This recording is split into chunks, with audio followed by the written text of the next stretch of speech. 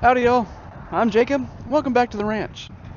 One of the things we run into with the portable setup we've got for the goats and sheep is that moving that netting around can be a bit of a pain, especially if you're in an area that's got a lot of brush or a lot of woody growth, I guess, because that netting gets snagged on just about anything.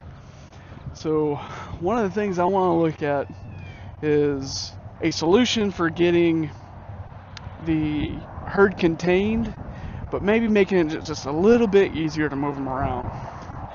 But first, I got a little chore to knock out, so let's get into it.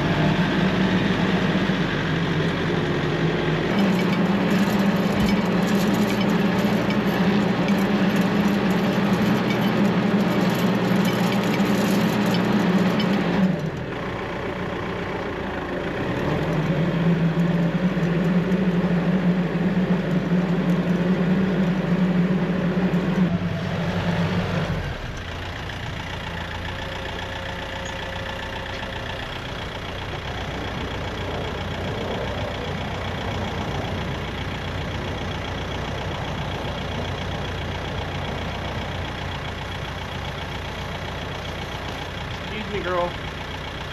You're kind of in the way.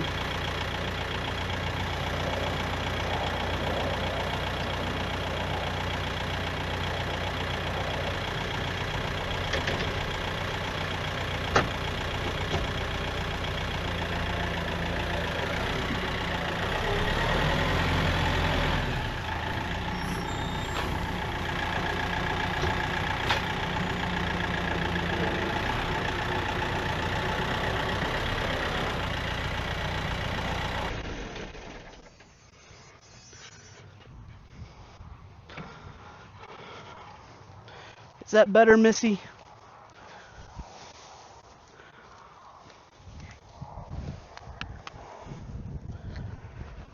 I don't know if y'all know this, but you don't keep those things happy, you'll never hear the end of it.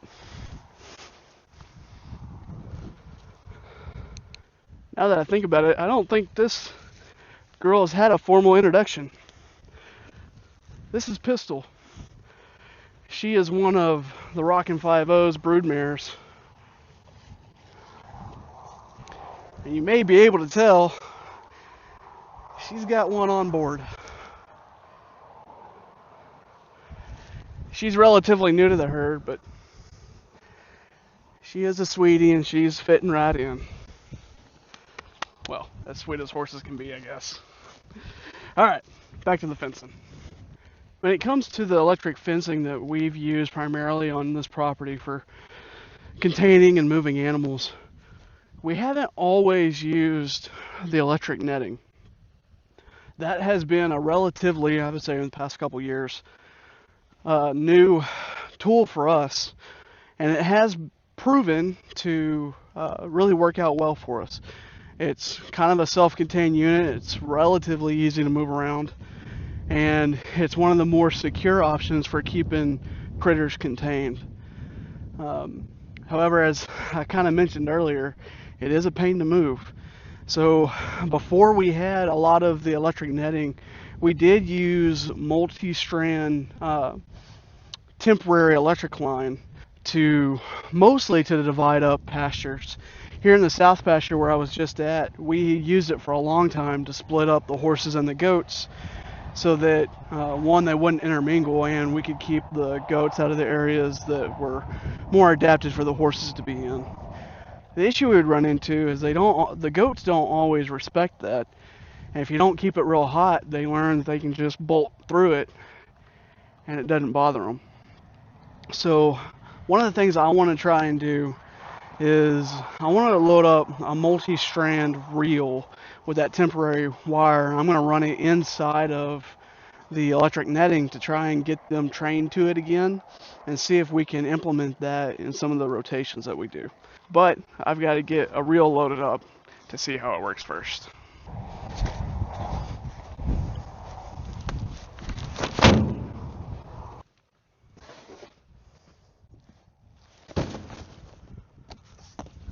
So this is the temporary twine, I guess, that I was talking about. It's the Twine 3.0, so it's a 12 gauge. And what I'm wanting to do is see if I can fit 4 of these on a reel. And this roll right now is 2,000 feet. I seriously doubt I'm going to get all 2,000 feet on one reel, but I'm going to load up and see. I won't get an accurate count. I imagine I'll get probably 300 feet or so on a reel, but I'm going to give this a shot and see how it winds up. Alright, and the reel I'm going to be putting on is one of my older manual reels, and I'm not entirely sure how I'm going to do this. A rod to see if I can mount all 4 of these at once, and then that way I can pull them all off and put them on this reel at one time. Alright, let me see if I can find. Okay, so this is a 1-inch piece of sucker rod that we're using on the horse corral panels, and I'm thinking this may just fit.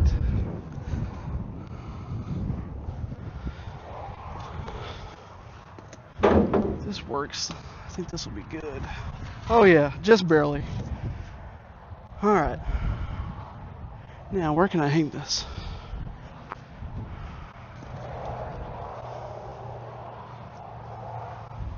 I'm gonna have to improvise on something. Alright, I'm thinking I can hang some chain off here to rest that rod on. And maybe that'll hold it up enough to get it to move. So let's give this a try.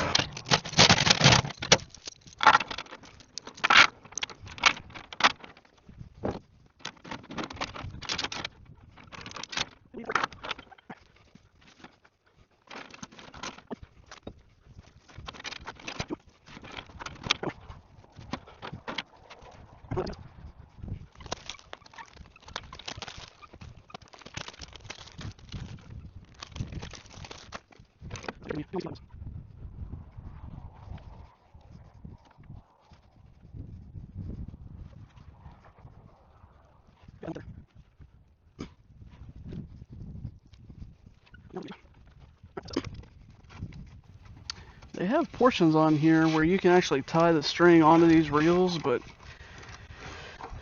I think they were just meant for a single line, because I don't think I'm going to get all 4 of these in to one of these spots. So I think I'm just going to tie it off and hope for the best. Hope better than that.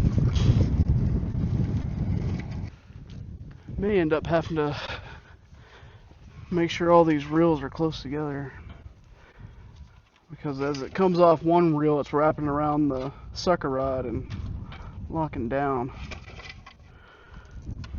Alright, I gotta step back a little bit. The problem is it's running off the reels and getting snagged up on the rod, so hopefully at a distance it won't do that.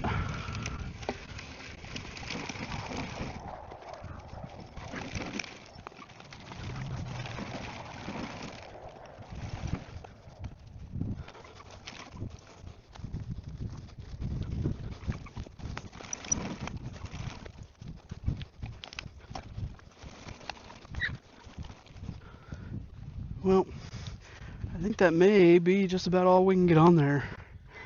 I wish I could tell just how much ran on there, but a little difficult to estimate with the way I'm doing it. I'll have to run it out and measure it. But I'll lock this down real quick.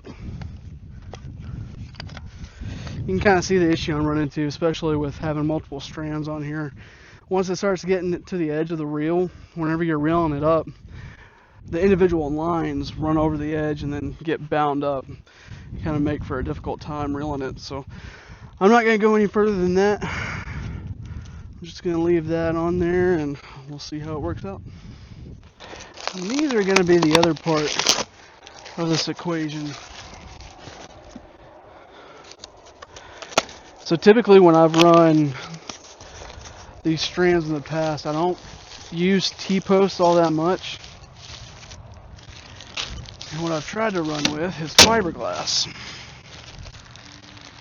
But can't really spring for the really big fiberglass rods. So I use these as line posts, and then for the actual strands, they make these twist-on clips. Look like that. And they snap on just like that. And then that way you can adjust them. I say you can adjust them. Some are easier than others. Man, that's really on there. Ugh. Yeah, that's a bit tricky. Why are you getting onto the pupper? Maybe she likes chicken food.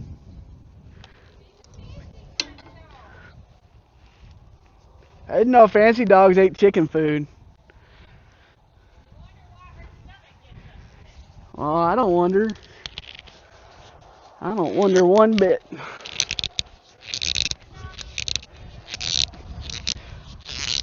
I think next time I'm going to be a little more precise where I put that on. Alright, like I was saying, snap these on wherever you want, and they're super easy to adjust. Not. So there you go. Single rod, 4 clips. Alright, I'm going to get a few more of these set up and then move over to the east pasture and see if we can put them in.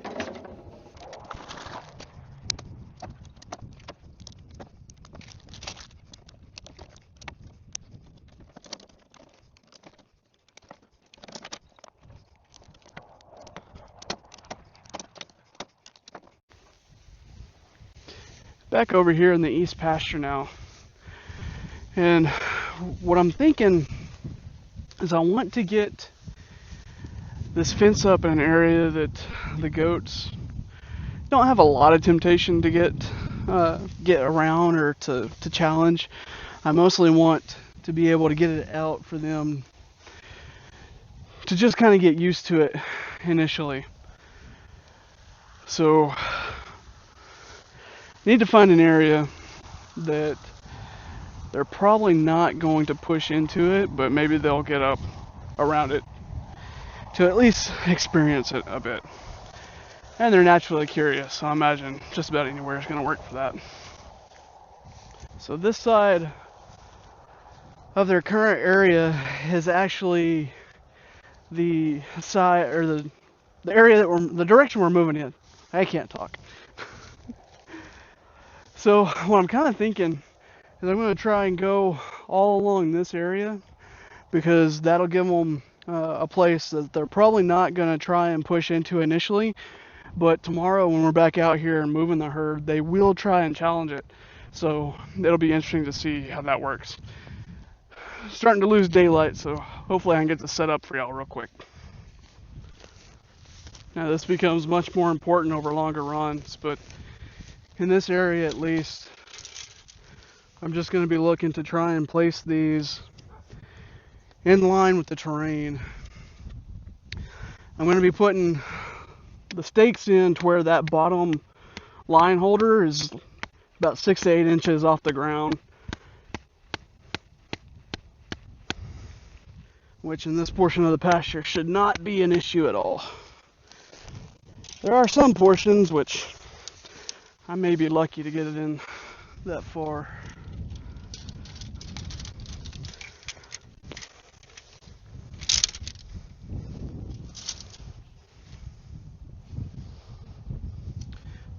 have enough to match up the line posting on the netting. We'll see how that works.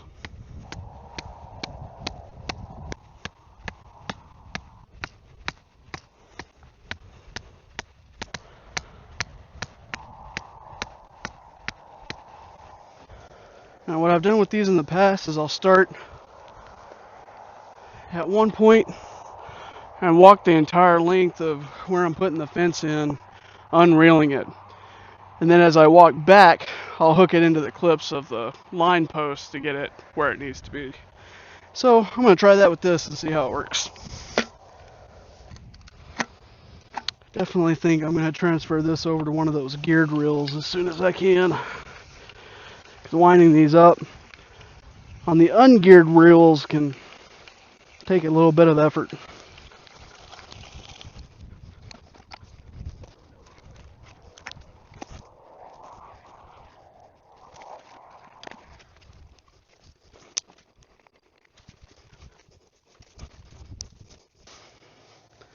Now I do notice that I got the spacing on these a little off, but that's what I get for getting in a hurry trying to get stuff done. I think as it is right now, it's going to work, but probably tomorrow when I'm out here looking at the herd, I'm going to work on getting the line spacing on those just a little closer together, because I think off the ground it's still probably a little too high, but this spacing probably needs to be a little closer like that. So probably need to run each of those clips down a couple inches, get them closer together. I'm going to take you over here and I'll give you an update on the molasses mineral bucket that we put out for the herd, and then I'm probably going to have to wrap it up because I am running out of light quickly. So the bucket is almost empty. They got probably a couple more inches down there at the very center, but not much left. In fact, I think the parents went and picked up another couple today, both for this herd and then for the smaller kids that are in the ICU, if you will. But overall, I think having that bucket out here has really helped everybody. Between that and the worm and doctoring we did.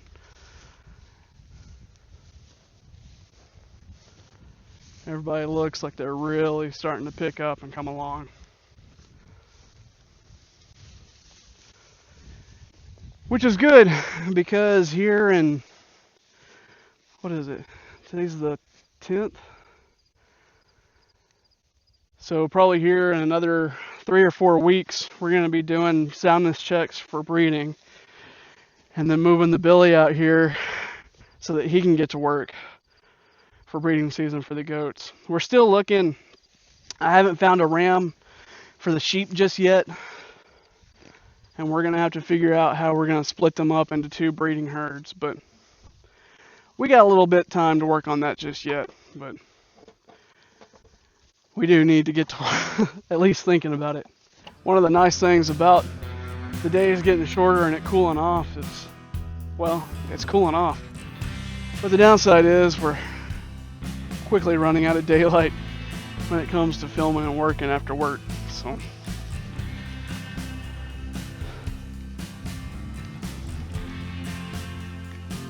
I don't have any treats.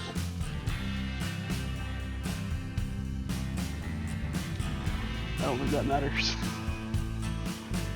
Well, y'all, thanks for hanging out again. We hope to see you next time on Wag Ranch. Hey, girl. Hey, girl. Daisy, are you done eating? Yeah, I think you're done eating.